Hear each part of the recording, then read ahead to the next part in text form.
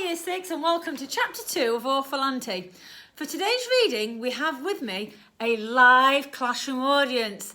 Say hello children! Hello! There we go. Chapter 2, A Baby Vanishes.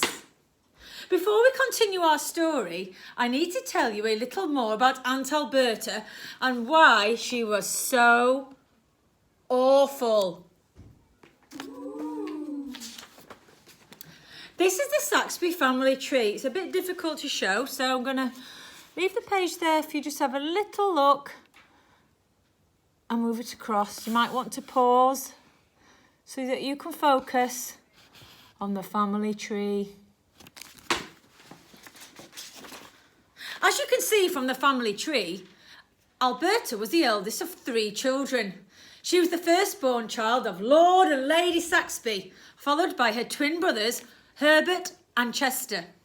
A dreadful fate befell Herbert, the firstborn twin, as a baby. As the oldest male child, Herbert was destined to take the title of Lord Saxby when his father eventually passed away. With the title came riches too. The family home, Saxby Hall, and all the jewels and silver that had been passed down the generations.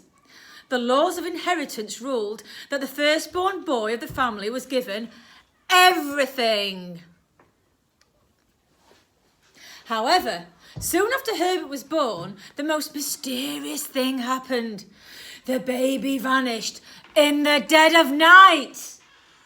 Children, they're loving it. His doting mother had put him to bed in his cot. But when she came into his nursery in the morning, he had simply disappeared. Racked with pain, she screamed the house down. Ah! Folk from the neighbouring towns and villages streamed out of their houses to help the search. They combed the surrounding countryside for the infant day and night for weeks, but no trace was ever found. Alberta was 12 when her baby brother disappeared. Nothing in the house was ever the same again. It was not just that little Herbert was gone. It was the not knowing what had happened to him that had hurt his parents the most. Of course, they still had Chester, Stella's father, but the pain of losing their beautiful baby boy never left them.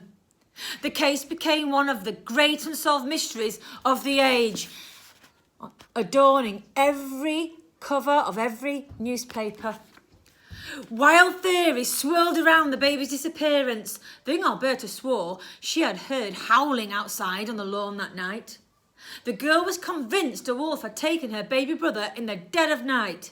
However, no wolves were found within 100 miles of Saxby Hall. Soon, this theory became just one of many.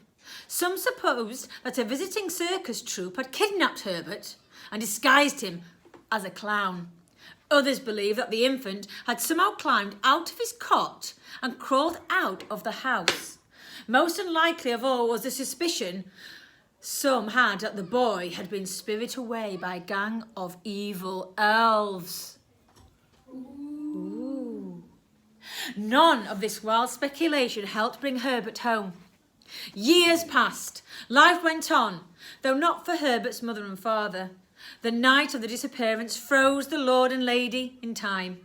They were never seen in public again. Putting on their happy faces became impossible.